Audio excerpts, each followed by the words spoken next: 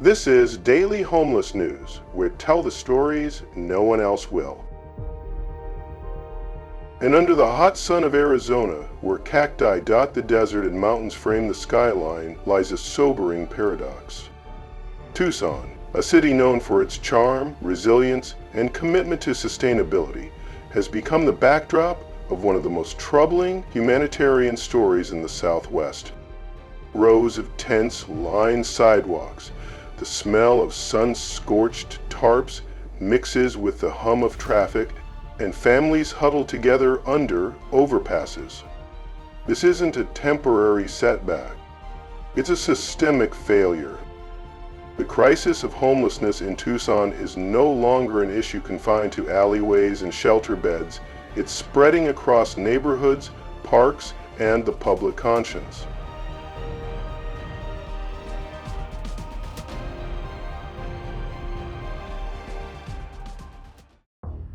This video lays out a comprehensive, updated analysis of the homeless crisis in Tucson, drawing from recent data, political developments, and lived realities to uncover what has brought the city to this point and what must be done to change its course. But first, we need to understand the scope. If you believe these stories deserve to be told and solutions deserve to be heard, hit the like button, drop your thoughts in the comments, and subscribe to Daily Homeless News. Your participation helps amplify voices that are often overlooked and delivers this information where it's most needed to awaken public perception. Now let's take a closer look at what the numbers are really telling us.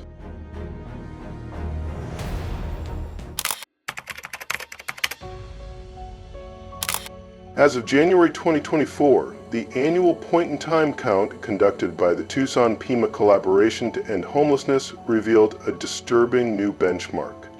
2,309 individuals in Pima County, including Tucson, were documented as homeless during a single night. This figure represents a 10% increase compared to 2023 and follows a national trend that shows homelessness is not just persisting but accelerating. Of the total, 1,589 individuals were staying in emergency shelters or transitional housing, while 720 people were unsheltered, sleeping on sidewalks, in tents, cars, or makeshift encampments scattered across riverbeds and alleyways.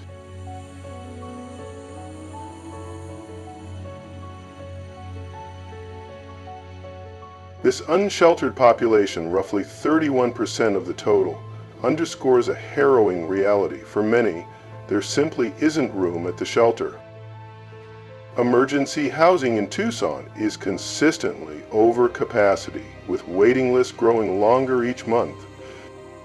Outreach teams are overwhelmed, often tasked with serving hundreds with limited staff and dwindling resources. And still, more people arrive, fleeing eviction, domestic violence, medical debt, or systemic neglect, only to find that there's nowhere left to go.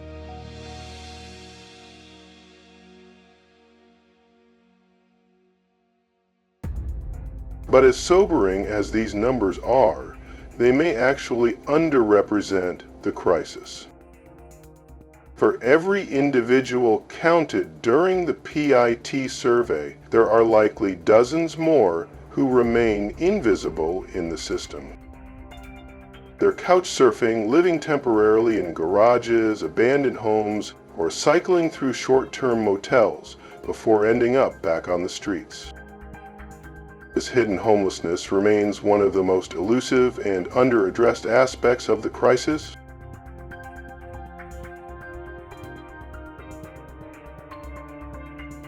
If these trends continue unchecked, experts warn that Tucson's homeless population could easily surpass 3,000 people by the end of 2026.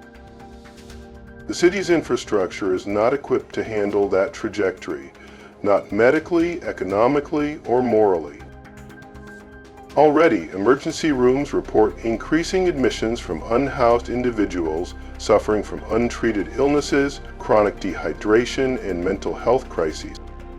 Local businesses, particularly those near known encampments, experience lower foot traffic and declining revenues.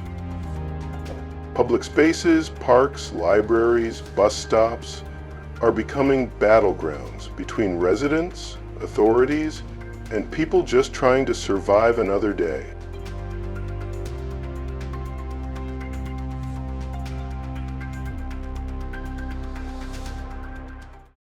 Tensions are no longer simmering, they're boiling. Neighbors grow impatient, leaders grow defensive, and the people on the ground, the unhoused, continue to fall through the cracks. This isn't just a humanitarian issue, it's a structural unraveling of what it means to have a community. So how did we get here? And perhaps more importantly, why have we allowed ourselves to stay here? To understand that, we need to examine what social safety nets do exist in Tucson and where they continue to break down.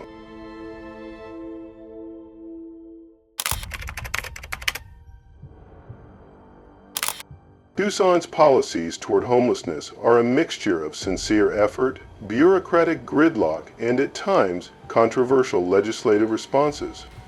On one hand, programs like housing assistance for unsheltered support provide direct aid for those transitioning from shelters to rental housing. This initiative offers up to $2,500 in financial assistance for first-month rent and deposits, addressing one of the key barriers to stable housing. Additionally, the city's Housing First approach, prioritizing stable housing before mandating treatment or employment, remains a cornerstone of local strategy.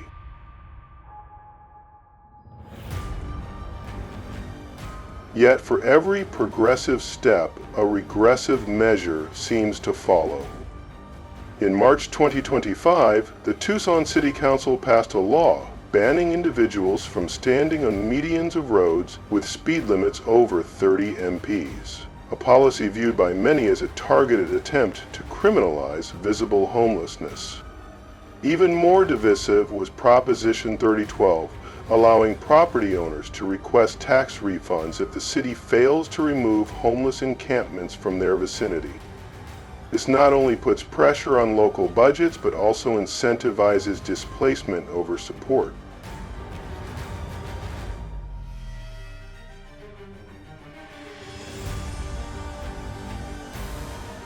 State lawmakers have also floated the idea of creating drug-free zones within shelters, a proposal that many service providers argue would deter those in need from seeking refuge. These policy shifts illustrate a city struggling to balance compassion with public pressure, often leaning toward punitive action over systemic solutions. So, who exactly is at risk of being left behind by this fractured system?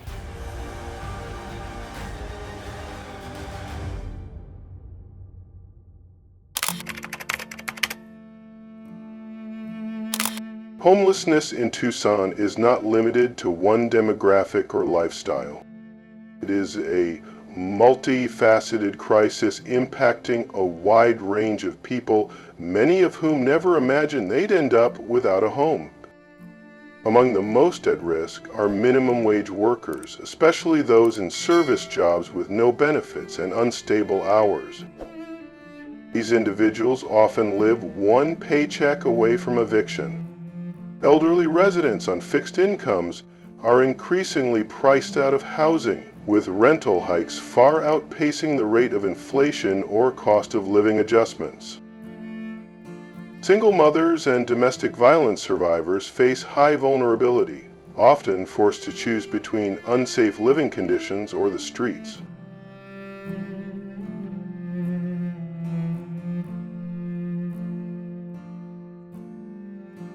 Youth aging out of the foster care system and members of the LGBTQ+ community are disproportionately represented in homeless counts, often due to familial rejection or lack of transitional support.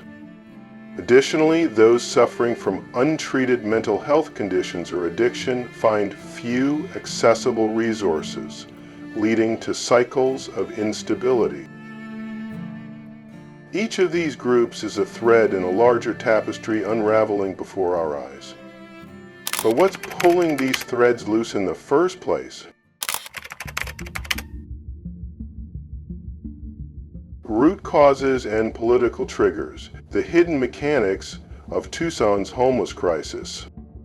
At the heart of Tucson's growing homelessness emergency lies a relentless housing deficit that shows no signs of easing. The numbers are stark. The city currently faces a shortfall of more than 13,000 affordable housing units. That's not a vague statistic, it's a concrete gap that keeps thousands of low-gem residents one paycheck away from the streets. Yet while the need is urgent, the response has been tepid. Fewer than 100 affordable units are actively under construction, a drop in the bucket compared to what's required. As construction stalls, the lifelines that once offered a sliver of security, like pandemic-era rental assistance programs, have expired. Meanwhile, wages remain stagnant and inflation continues to gnaw at already tight budgets. The result? An alarming surge in evictions that pushes vulnerable families into shelters, cars, or tents. But Tucson's housing crisis didn't just materialize out of thin air. It's been sculpted over time by a series of political choices, some passive, others deliberate.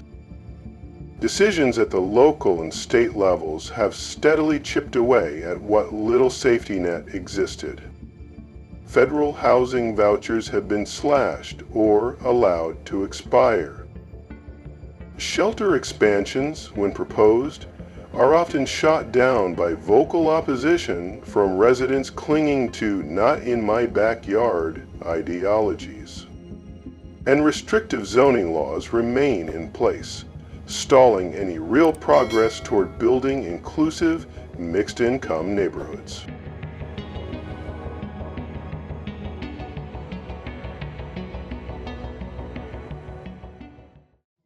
Then, there's the criminalization of homelessness itself. In Tucson and across the country, policies often target the visibility of the homeless rather than the root causes of their struggles.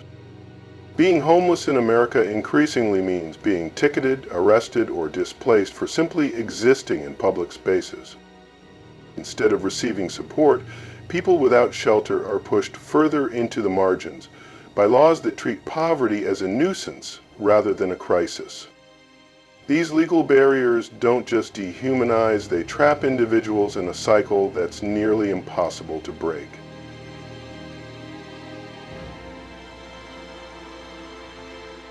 This situation reflects a larger pattern nationwide. Being homeless in America isn't just about lacking a roof over your head, it's about being caught in a system that places more emphasis on appearances than solutions. It's about navigating a web of policies built without consideration for real lives. Tucson's crisis is a case study in how political inertia and misplaced priorities can turn a housing shortage into a humanitarian emergency. What we need isn't more band-aid solutions or performative empathy.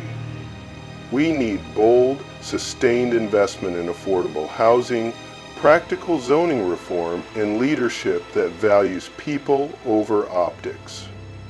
Until that shift happens, Tucson and cities like it will continue to wrestle with a crisis that is anything but accidental.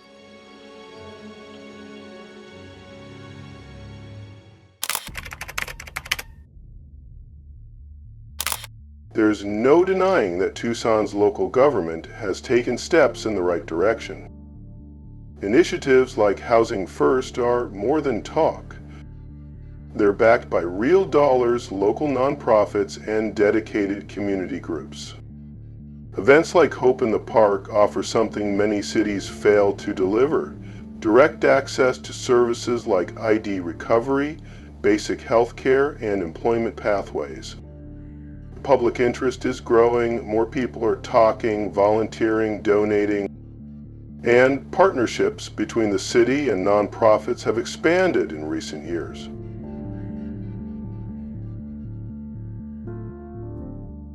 But progress on paper isn't always progress in practice.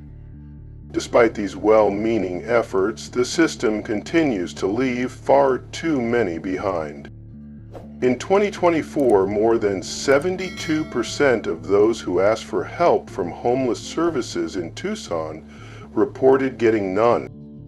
Not because no one cares, but because wait lists are long, shelters are full, and resources are stretched thin. Millions have been spent, but too often the outcomes look the same. Emergency shelters still run beyond their capacity, and transitional housing options remain few and far between.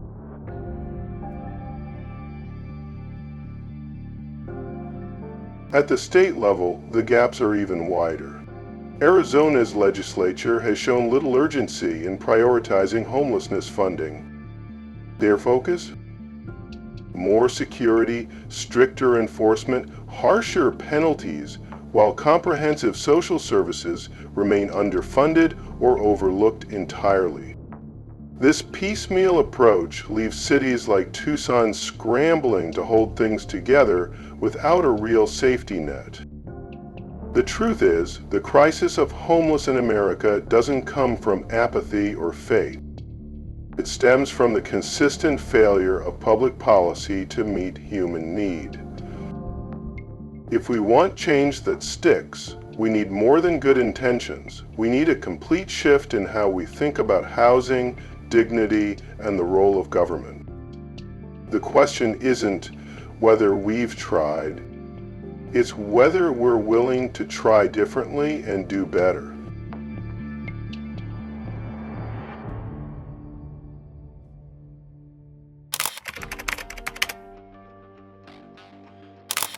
The first step in solving homelessness is shifting public mindset.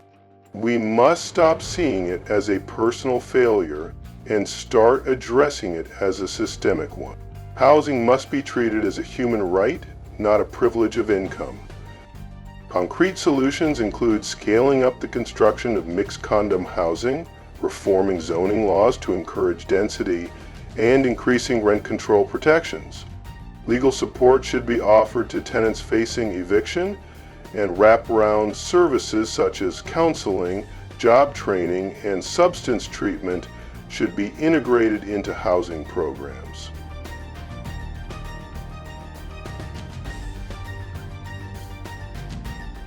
Government partnerships with nonprofits, faith-based groups, and businesses must deepen. Peer-led outreach from formerly homeless individuals can foster trust and boost program participation. And perhaps most critically, community members need to demand smarter policies through their votes and civic involvement. Homeless in America, and in Tucson specifically, will not end through charity alone. It requires political will and cultural change. But is Tucson ready to transform its approach from reactive to proactive?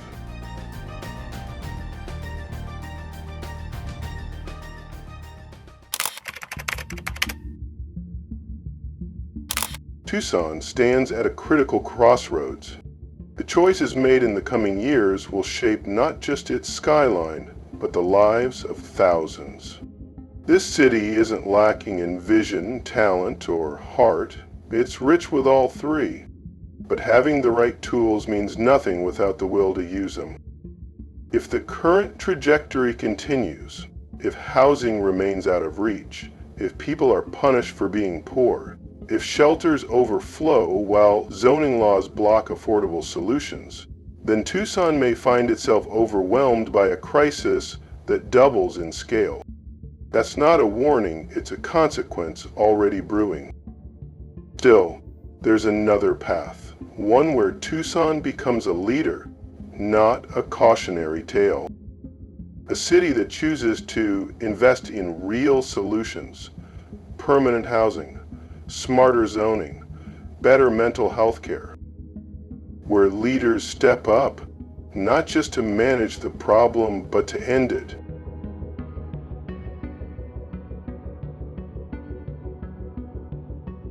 Tucson has the potential to become a blueprint for other mid-sized cities searching for answers to the growing issue of being homeless in America. But it's not just about what officials do, it's about all of us. Every resident, every neighbor has a role.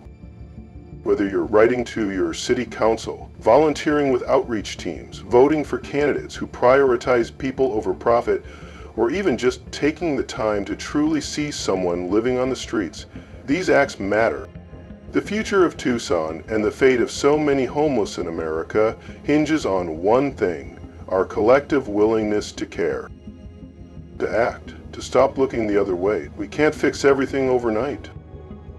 But we can choose a different direction, one rooted in humanity. The question remains, what kind of city do we want to be?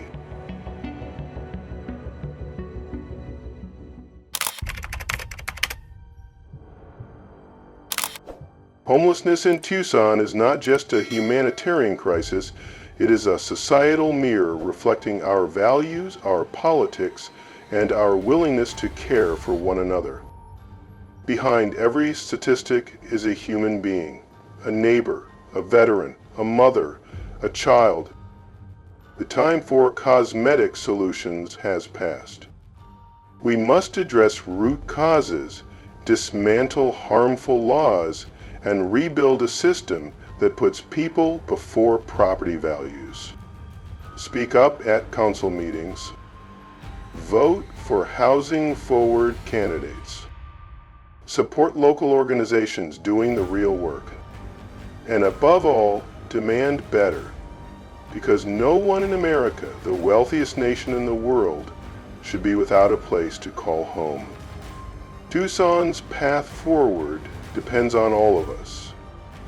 The next time you drive past a tent on the sidewalk, ask yourself, what will I do to make sure that's not where someone has to live tomorrow?